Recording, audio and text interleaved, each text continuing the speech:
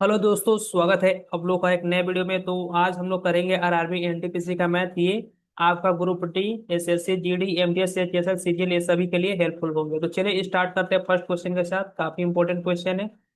तो देखते हैं यहाँ पर पहला क्वेश्चन है अपना, क्या बोला है पहला क्वेश्चन में। ये रहा अपना पहला क्वेश्चन है ना। तो स्टार्ट करते हैं इस क्वेश्चन के साथ। तो देखो क्या बोला, एक आदमी 10% साधारण ब्याज के दर से 300 रुपया उधार लिया। कितना उधार लिया? 300। उसने एक वर्ष के अंत में कितना, 60 रुपया भुगतान किया। दूसरे वर्ष के अंत में उसे उधार चुकाने के लिए कितना भुगतान करना होगा? ठीक है। तो देखो पहला साल, वो पहले इंटरेस्ट कितना लिया उधार कितना लिया? 300। इस पे इंटरेस्ट पहला साल का कितना मिलेगा? एक वर्ष के अंत में वो 60 रुपया चुकाता है। ठीक है, 60 रुपया चुकाएगा, लेकिन एक साल के अंत में उसको इंटरेस्ट भी तो 10% से देना होगा। तो इसका 10% निकलेगा तो कितना आ जाएगा यहाँ पर? तो यहाँ पर आ जाएगा 30। ठीक है, तो ये क्या है? फर्स्ट ईयर का इंटरेस्ट। ठीक है, ध्यान रखिएगा, फर्स्ट ईयर का इंटरेस्ट। ठीक है। अब इस 300 उधार लिया था, 300 में से वो कितना दे दे रहा? 60 रुपया दे दिया, तो उसके पास बचा है कितना? 240। अब दूसरा वर्ष के अंत में कितना? 240। उसको इंटरेस्ट जो मिलेगा कितना वो मिलेगा? अगला साल का इंटरेस्ट कितना पर लेंगे हम लोग? 240 पर, क्योंकि ये सिंपल इंटरेस्ट है ना, साधारण ब्याज है, इसलिए इस इंटरेस्ट को नहीं जोड़ेंगे अभी, है ना। क्योंकि जो इंटरेस्ट मिलेगा 240 पर मिलेगा, तो इसका 10% निकालेंगे तो कितना आ जाएगा? तो यहाँ पर 24 आ जाएगा। कितना आ जाएगा? 24। तो ये क्या है? सेकेंड ईयर का इंटरेस्ट। ठीक है। तो देखो यहाँ पर 60 रुपया दे दिया था, अभी उसके पास कितना बचा? यहाँ पर 240 रुपया। तो दूसरे वर्ष का अंत में कितना देगा? बोला ना कि दूसरे वर्ष के अंत में वो कितना चुकाएगा। तो 240, पहले 300 था उसमें से 60 दे 240, प्लस पहला साल का इंटरेस्ट कितना? 30 रुपया देना होगा। और यहाँ पर सेकेंड वर्ष का इंटरेस्ट कितना देना होगा? 24। तो टोटल कितना हो गया? 294। कितना हो गया? 294 इसका करेक्ट आंसर हो जाएगा। ठीक है, option number A correct answer. देखो एक चीज ध्यान देना, यहाँ पर मैंने इसको क्यों नहीं ऐड किया। अगर मैं इसको ऐड कर देता तो कितना हो जाता? 270। और सिंपल टेस्ट हमेशा साधारण ब्याज इंटरेस्ट पे इंटरेस्ट नहीं लगता, वो कंपाउंड इंटरेस्ट में होता है कि इंटरेस्ट पर इंटरेस्ट लगता है ना। अगर इसको मैं ऐड कर देता तो ये क्या हो जाता? कंपाउंड इंटरेस्ट हो जाता है ना। इसलिए क्योंकि सिंपल इंटरेस्ट पर जो प्रिंसिपल रहता है उसी पर सिर्फ अपने को ब्याज मिलता है। तो ध्यान रखना, ये 270 नहीं लेना, गलती नहीं करना इसको। ठीक है, काफी इंपॉर्टेंट क्वेश्चन था। चलिए अगला क्वेश्चन पर आते हैं। देखिए रहा अपना अगला क्वेश्चन। इस क्वेश्चन में क्या बोला है कि बोला है कि दिया गया चित्र में क्या बोला है कि डीई बीसी का पैरेलल है ना। ये डीई बीसी का पैरेलल है। तो अन्य माप इस प्रकार है। एडी अपने को कितना दिया हुआ है? यहाँ पर 3 दिया हुआ है। ठीक है, यहाँ पर बीडी कितना दिया हुआ है? 4 दिया हुआ है। एई कितना दिया? 4.4 दिया। अपने को पूछा है डीई अपने को निकालना है। नहीं, डीई अपने को 6 दिया और बीसी अपने को निकालना है, ये वाला। ठीक है, तो यहाँ पर हम लोग क्या लगा देंगे? हम लोग यहाँ पर ये लगा सकते हैं सिमिलरिटी, है ना।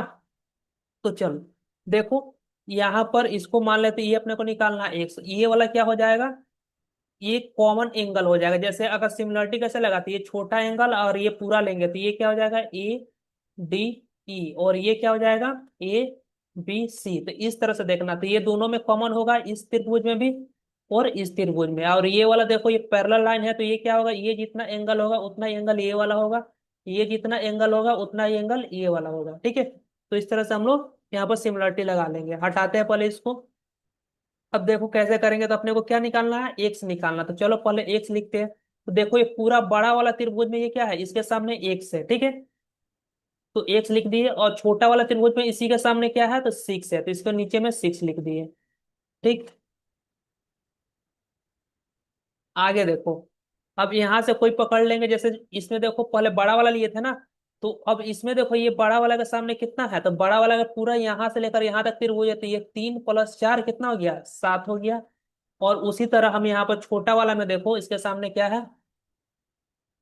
छोटा वाला त्रिभुज में ये जो इसके सामने क्या है? 3। तो यहाँ पर क्या ले लेंगे? 3। तो बस 3 से कितना गया? 2। एक से वैल्यू कितना आ जाएगा? 2 × 7 = 14। ठीक है, तो इसका आंसर कितना आ जाएगा? 14 आ जाएगा। इसका ऑप्शन नहीं है ना, क्वेश्चन थोड़ा इधर लिखने में ऑप्शन नहीं है, इसलिए इसका ऑप्शन, लेकिन करेक्ट आंसर इसका कितना हो जाएगा? 14 होगा। ठीक, चलिए आई होप क्लियर होगा। अगला क्वेश्चन पाते हैं। देखिए ये रहा अगला क्वेश्चन। थोड़ा आज का क्वेश्चन थोड़ा सा अच्छा है शुरुआत में, फिर उसके बाद थोड़ा इजी इजी आएंगे, है ना। देखो 132 सेंटीमीटर 132 किलोमीटर प्रति घंटे की चाल को बनाए रखने के लिए एक कार के पहिए को प्रति मिनट कितने परिक्रमण करने होंगे यदि कार के पहिया की त्रिज्या कितनी है? 14 सेंटीमीटर है। ठीक है। अच्छा, इसके मतलब क्या समझे कि 132 किलोमीटर प्रति घंटा मतलब एक घंटे में कितना चलती है? 132 किलोमीटर, है ना? तो किलोमीटर, तो 1 किलोमीटर में कितना होता है? तो 1 किलोमीटर में हम यहाँ पर लिख सकते हैं कि 1 किलोमीटर में कितना होता है? 1000 मीटर। देखो क्यों कर चेंज करें, क्योंकि यहाँ पर दिया हुआ सेंटीमीटर है ना, तो इसको टोटल को सेंटीमीटर में चेंज करना होगा।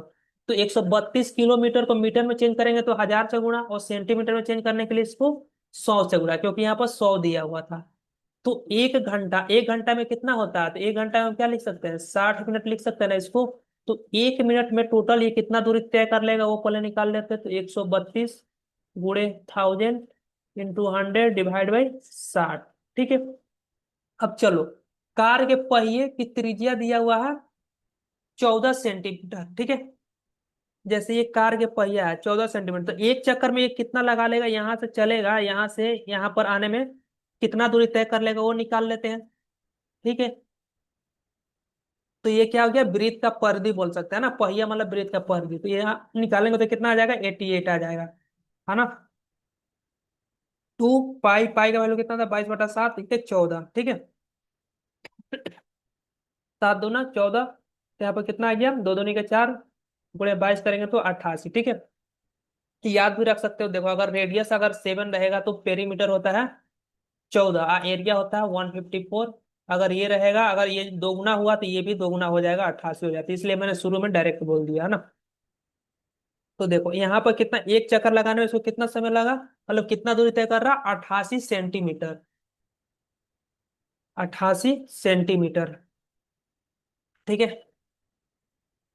तो अपने को क्या निकालना है कि एक मिनट में कितने परिक्रमा लगाना होगा टोटल। ठीक है। तो चलो इसको कुछ नहीं करना, बस अपने को डिवाइड दे देना है। तो ये एक मिनट में तो अपने को इतना दूरी तय कर रहा, तो यहाँ से कटेगा तो पहले काट देते, एक जीरो से एक जीरो, 6 दूना 12, 6 दूना 12। तो एक मिनट में यहाँ पर टोटल कितना दूरी तय कर लिया? ये टू टू 2,20,000, और एक चक्कर उसको लगाने में कितना लग रहा? 88। तो 88 से भागा दे दो, 22 चौका 88, 4 से भागा देंगे तो कितना आ जाएगा? यहाँ पर कितना बचा है? 10,000, है ना, बोल सकते हैं। तो 4 दूना 8, 4 ही 5 20, दो ठो जीरो, तो टोटल कितना? 2500 चक्कर। बढ़िया सवाल था। चलिए अगला क्वेश्चन पर आएंगे। एक बार वीडियो को लाइक कर दीजिएगा, चैनल पर नया तो जरूर सब्सक्राइब करिएगा, और टेलीग्राम चैनल जरूर ज्वाइन कर लीजिएगा। वहां पर आपको पीडीएफ मिल जाता है, और वहां पर अभी मैं जीएस का पेड पीडीएफ जो होगा मेरे पास कुछ है वो भी अपलोड कर दूंगा, तो आप लोग उसको भी डाउनलोड कर लीजिएगा। चलिए आते हैं अगला क्वेश्चन पर।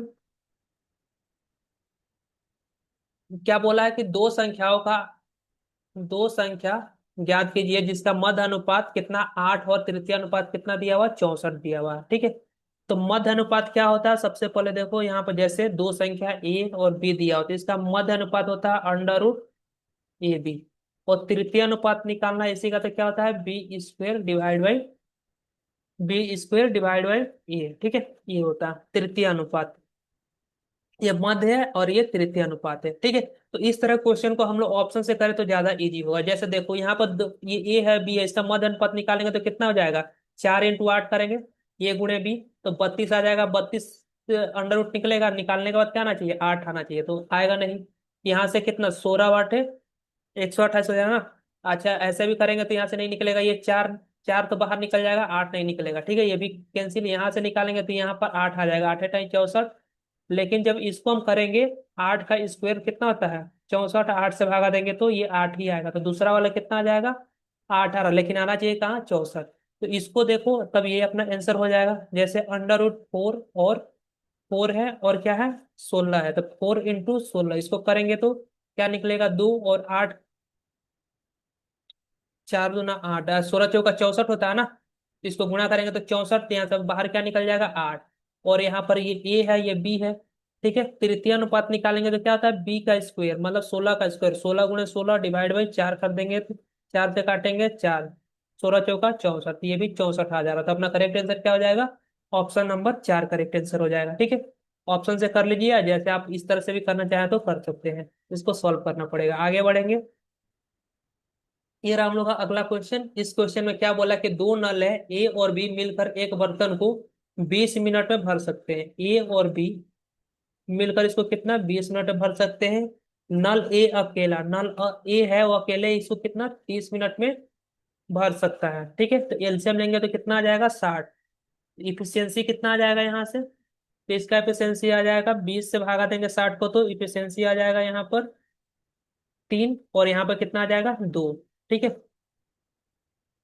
तो देखो यहाँ पर पूछा है कि बी अकेले कितने समय में बर्तन को भर पाएगा। तो ए का एफिशिएंसी कितना है 2। अगर ये 2 हो गया, ये दोनों मिलाकर कितना एफिशिएंसी है 3 है, तो ये कितना हो जाएगा ए का 1 हो जाएगा। ठीक है, तो टोटल काम 60 है, बी करेगा, बी का एफिशिएंसी कितना है 1, तो 60 मिनट। ठीक है, option number 2 correct answer. Simple था।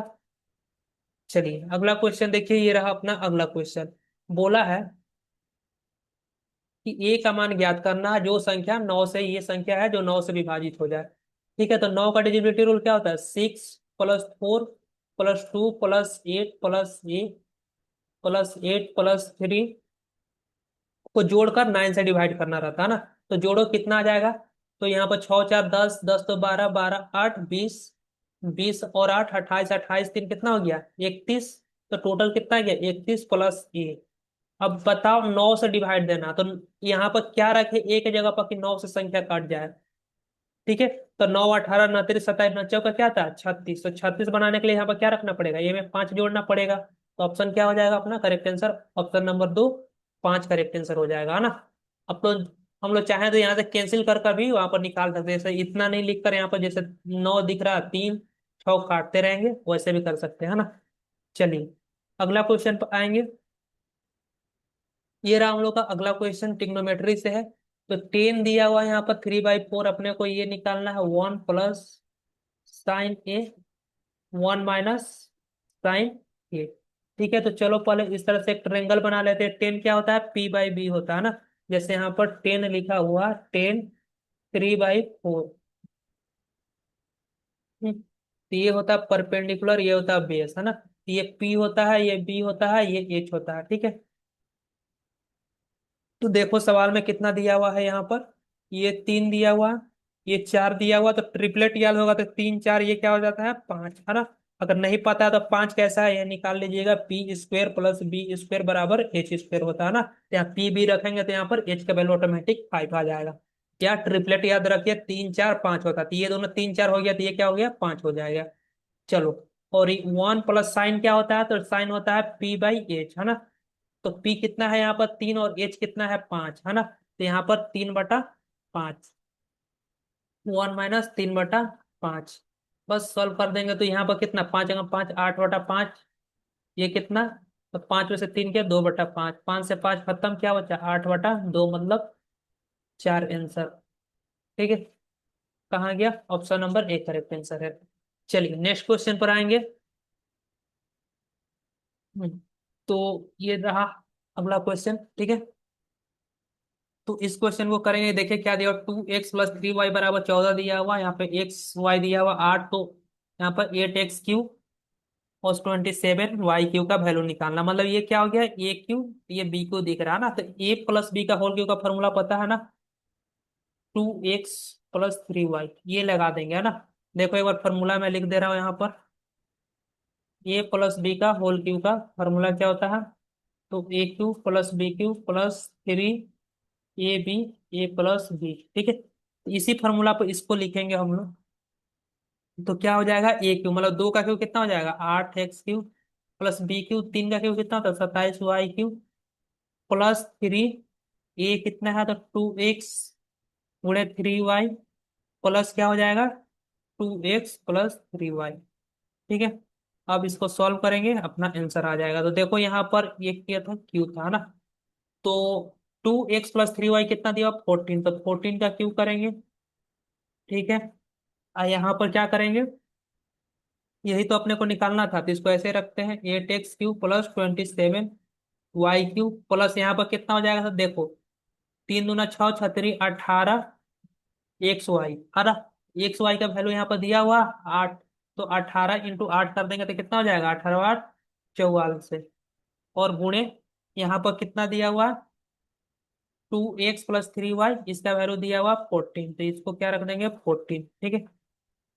चलो, तो बस अब यहाँ पर इसको सॉल्व कर लेंगे, तो यहाँ पर क्या लिख सकते हैं इसको, 14 × 196 लिख सकते हैं। ये वाला आकर इधर माइनस कर देंगे, ये वाला प्लस में है तो इधर आकर माइनस हो जाएगा, 144 × 14, ठीक है। तो 14 कॉमन ले लेंगे, तो 196 में से 144 जाएगा, कितना बचेगा,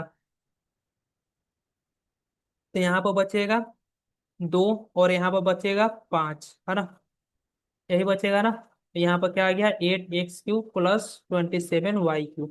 अब इसको गुणा करो तो 14×2 = 28 के 8 हासिल 2, 14×5 = 72, 72, है ना। तो ये अपना आंसर आ गया।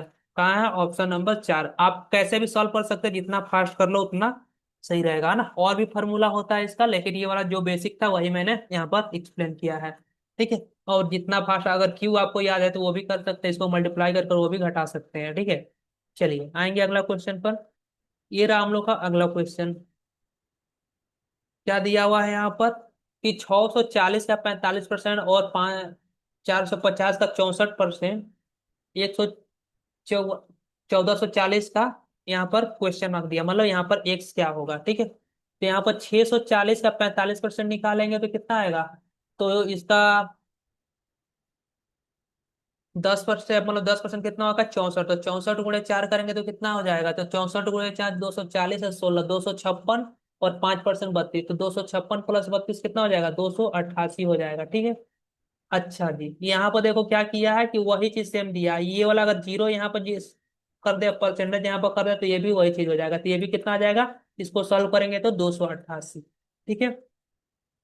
ये कितना हो गया, 1440 यहाँ पर गुणा में एक्स, तो इसको जोड़ेंगे तो कितना हो जाएगा, इसको हम लिख सकते हैं 2 × 288 भी लिख सकते हैं, ठीक है। और यहाँ पर 1440 × एक्स, बस काटो आंसर लाओ, काम खत्म।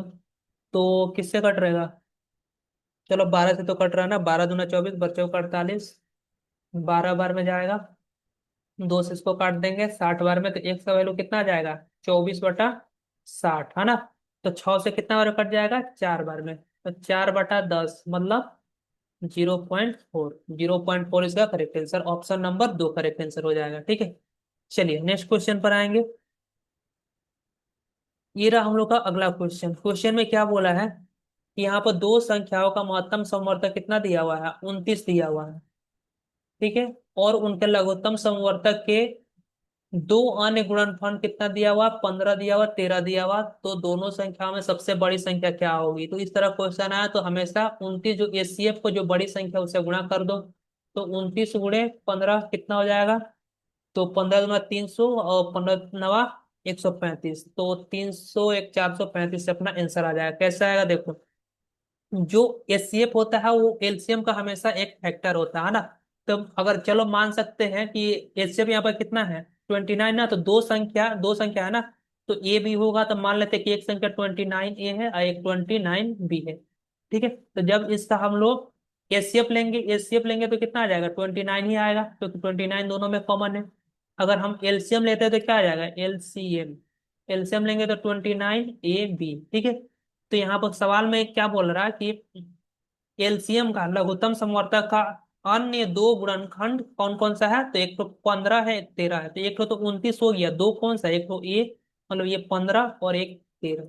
तो बोला है बड़ी संख्या कौन होगा, तो बड़ी कौन होगा, ए की जगह पर 15 रखेंगे और बी की जगह पर 13 रखेंगे, गुणा करेंगे, तो बड़ा तो यही वाला आएगा ना। इसलिए मैंने बोला 29 × 15 करेंगे तो कितना आ जाएगा, 435 इसका करेक्ट आंसर हो जाएगा, ठीक है। तो ये करेक्ट आंसर हो जाएगा। तो कैसा लगा वीडियो जरूर कमेंट कर बताइएगा। और आज का क्लास थोड़ा फास्ट हुआ है ना, और क्वेश्चन भी थोड़ा अच्छा था ना। मेरे पास भी मतलब आज थोड़ा मैं बाहर गया था, टाइम नहीं मिला, तो इसलिए लास्ट में आकर अभी रात में बना रहा हूँ वीडियो, तो इसलिए थोड़ा जल्दी जल्दी में कर रहा हूँ ना। लेकिन नेक्स्ट क्लास हम लोग अपना सही से करेंगे। तो चलिए मिलते हैं, आज के लिए इतना ही। कैसा लगा वीडियो जरूर कमेंट कर बताइएगा, क्वेश्चन का लेवल कैसा था ये भी जरूर बताइएगा, ठीक है। तो बाय।